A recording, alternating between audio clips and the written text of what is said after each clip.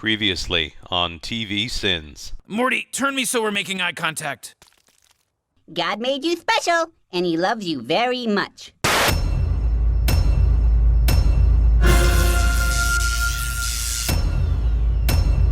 Don't let any of those things get away, Morty. And be sure to keep the garage door open while these things scurry about. That seems to propel a lot of our plots. Also, is this a garden hose hanging on the side of the Smith house? That thing is huge. That is the girthiest yard hose ever to hose a yard. Can we call it Dirt Diggler? I, Morty Smith, invoke my right to choose one in every 10 Rick and Morty adventures. So it's true, Rick and Morty have adventures that are not televised, so it's possible we haven't seen other adventures chosen by Morty. But the episode Me Seeks and Destroy seemingly established that Morty would choose at least one adventure in every 10-episode season. When Morty angled to be in charge of every third adventure, and Rick casually rebutted him off with every 10th. This self-aware show was surely referring to the number of episodes in a season. I think they just forgot this was a thing until now. This time travel box hasn't paid off, and I'm calling it. It's been long enough. I want some time travel shenanigans, damn it. This container has been teasing me since episode 1, and my flux is at full capacitor. They did a whole Vindicators without us. Bunch of them got killed, too. So Morty is an unabashed Vindicators fan, and while it makes sense that they would do an adventure without Rick and Morty, it seems like he would have figured that out already, since he's such a huge fan of them and all. Wouldn't he have various news feeds set up to follow whatever the Vindicators were doing, even when they weren't assembled? Yikes. Yeah, things did feel less diverse in there. Sure, there's a white guy, but there's also a woman who is apparently a solar system, a person made of ants, a robot crocodile, and a ghost train conductor of color. What the hell is Rick even talking about? I'll buy that Supernova and Vance can fly down from the jet. And I guess maybe Million Ants can somehow float down with Morty in tow, but how do Alan Rails and Crocubot even come close to surviving the impact of that height? Are you all right? Yes,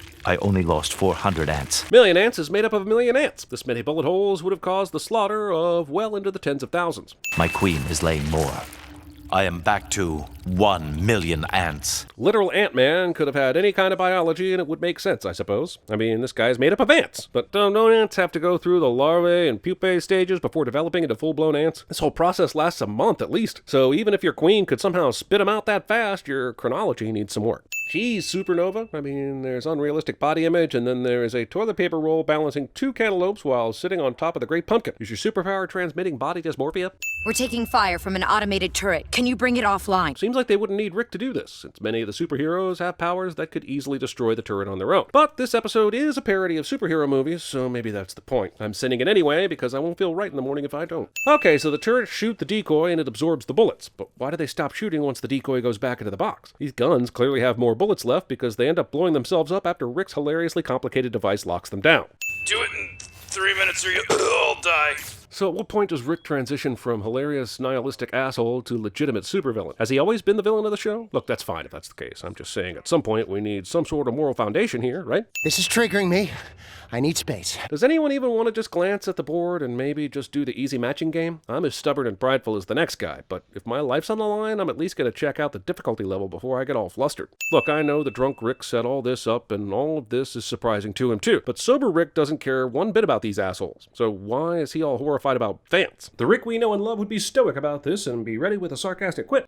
Give me one reason why I shouldn't crush your windpipe. Because my epidermis is laced with a nanofiber defense mesh. Okay, that's awesome. But when he grabbed your neck, your eyeball went to bloodshot, which means your defense mesh wasn't working when he first grabbed you. It appears to only exist for this joke. Of course, we're going to keep our eye on that clock, and now it appears to be under a minute, even though only 1 minute has passed since the 3 minutes started. This is like the Friends apartment quiz all over again, except Rick's more likable than Ross. But they don't pick the location you'll never hear them even mention. Oh, I know this. Dude, this game doesn't even have a timer. Why the rush? Even drunk, Pickled Rick is a super genius, but he's just one super genius, right? How does one person build this entire fully automated giant instructional screen and an interactive holographic display in one drunken night? Drunk version of me is probably so supportive of Israel. He wants what's best for it, and... Hey man, I'm not touching this. That's a funny reply, but does Million Ants know the geopolitical complexity of issues concerning Israel to the point that he knows it's a touchy subject? Let's say you have to hit 5 3-pointers in 5 minutes, or I don't know.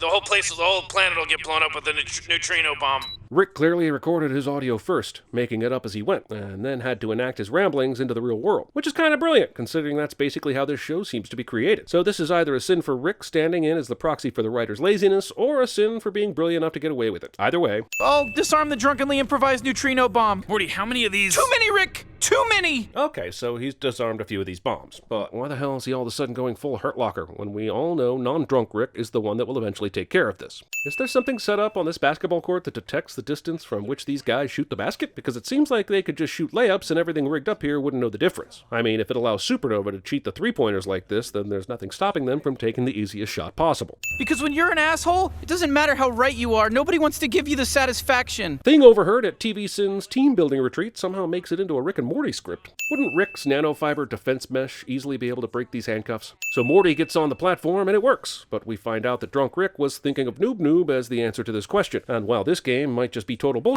and that's exactly the point of it all, this whole thing is so detailed you'd think if drunk Rick was really thinking about Noob Noob, he'd have made sure the platform required Noob Noob. Every single puzzle Rick set up was accompanied by a video, and every single one of these recordings took place in his garage. And while he may not have had every game planned, he clearly had the last game planned because he had already cut out the rainbow background for the last video message. But that last one was recorded somewhere in the cave they're currently in. So why did he wait to do this one here when he did all the other videos in his garage? You were always the romantic, which is why you can't leave either.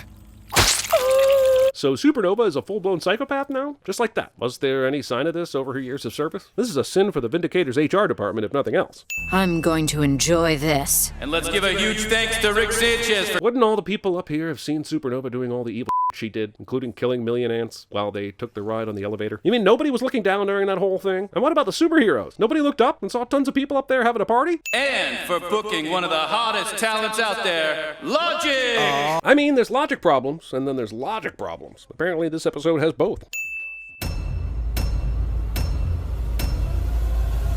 When you're the middle child in a family of 5 million, you don't get any attention. It's Maximus, Renegade Star Soldier! Batman is playing Galaga. Thought we wouldn't notice, but we did. It was a classic case of guy on the ground. Obviously, I came here last night during a blackout. Oh, man! So this is what the zone feels like. Oh, analyze this! Vance, stay calm! Wake up! You made a deal with a force that's bigger than you. When the time comes, they're gonna ask you to pay what they feel you owe them. It's for the greater good. Galima. Galima.